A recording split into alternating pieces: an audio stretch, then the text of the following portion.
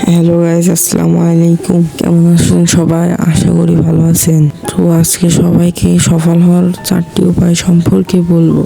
তো বেশি কথা না বলে চলুন শুরু করা যাক। লক্ষ্য নির্ধারণ ও পরিকল্পনা করা, এটি সফল হওয়ার প্রথম উপায়। সফল হতে হলে আপনাকে একটি সুস্পষ্টভাবে লক্ষ্য থাকতে হবে। আপনি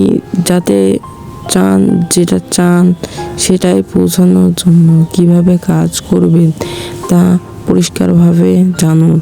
এটি পরিকল্পনা তৈরি করুন এবং সেটি অনুসরণ করুন। পরিকল্পনা তৈরির জন্য আমাদের কাছে পার্ট 2 জানতে কমেন্ট করুন।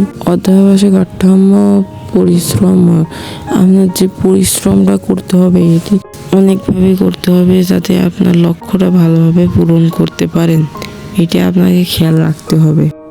নিজেকে শুধুমাত্র পুরনো পদ্ধতিতে সীমাবদ্ধ রাখা, নতুন ধারণা এবং প্রস্তুতির চেষ্টা করা, এটি আপনার অন্যদের থেকে আলাদা এবং প্রতিযোগিতায় এগিয়ে রাখবে। পরীক্ষা নির্ধারক ও শিক্ষা গ্রন্থ।